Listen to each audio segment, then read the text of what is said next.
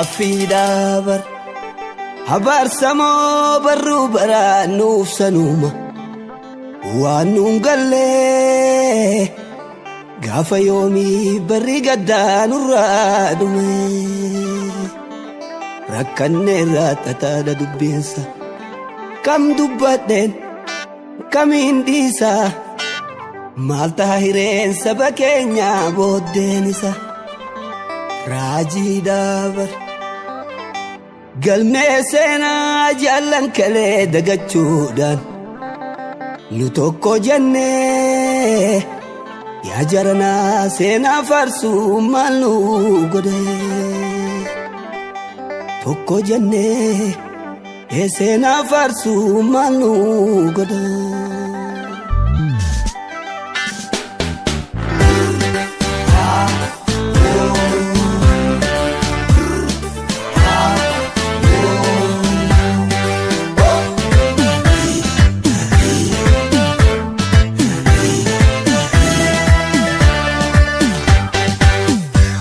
Sabab jechaban ilmaan abbaa tokko ta'an islaamaa fi kiristaanaan waliin qorii tokko nyaatan warri sabaaf jechaban kaayoo tokkoof waliin deeman amantaan addaan nu baasu itti walii wareegaman tokkummaa keenya jabeessu seenaa boonsaa galmeessanii fakkeenya gaarii dhalootaaf dabarsanii.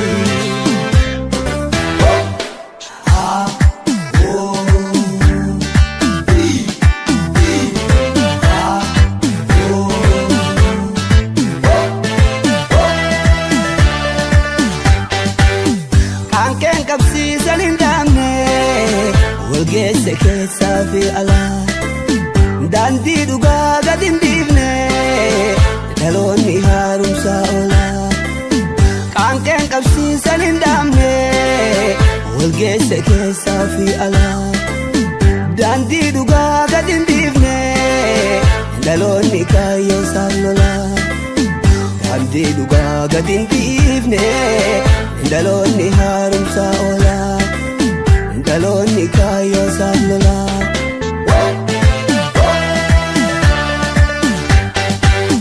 Qeerroon sanyii Taaddasaa fi sanyii Alamuu Qixxeessaati.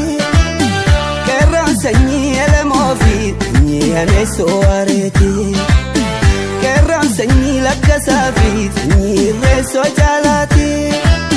Qeerroon sanyii Magarsaa fi sanyii Baafan Doyyooti. Qeerroon sanyii Baawwatoo fi sanyii Hassan Ahmeeti. Sanyii Gurusoo Borooti. Sanyii Nadii Gammadaati. Urree haqaarraan dabinaa moggaa eenyummaa ofiitiif falmachuun mirgaa gootonni dhiiraaf dubartii nuuf ragaa sanyii Warqituu Ayyaantuu Dagaa Haashaa Aliitii fi Kuulanii Boruu Haashaa Aliitii fi Kuulanii Boruu.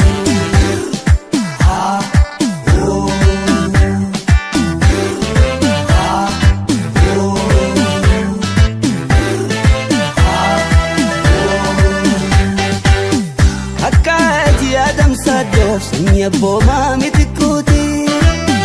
Kakka Abdii Maamma Qopheef sanyii Mustafaa Rawweeti. Kakka Ibraahim Baadiyyaaf sanyii Yoosef Gammachuuti. Kakka Daadhii Galaanii fi sanyii Haacaaluu Hundeessaati. Kakka Eebbisaa Addunyaaf sanyii Usmaayyoo Muusaati. Sanyii Hambisaa Sooleeti. Sanyii Jaatanii Aliiti. Qeerroon sanyii goototaati. Abbolii faayolii dargaggoof shamarri hayyootaaf hoogganii qeerroo fi qarreeni dhiigni qabsaa'ota keenyaa biyyaaf sabaaf dhangala'ee dagatamee akka nafne lafeen qabsaa'ota keenyaa biyyaaf sabaaf kan arja'ee gatii dhabee akka nafne kan bahaa fi dhihaa kaabaa fi kibbaanii hawal jabeeffannu xiqqaa fi guddaanii tokkummaa dhiigaa fi labeenjaa gamne Ravi nagaan qoodamne Tokkummaan dhiigaa fi lafee ijaarame Akka ni gamne Gantaa dhuunfaatiin sobamne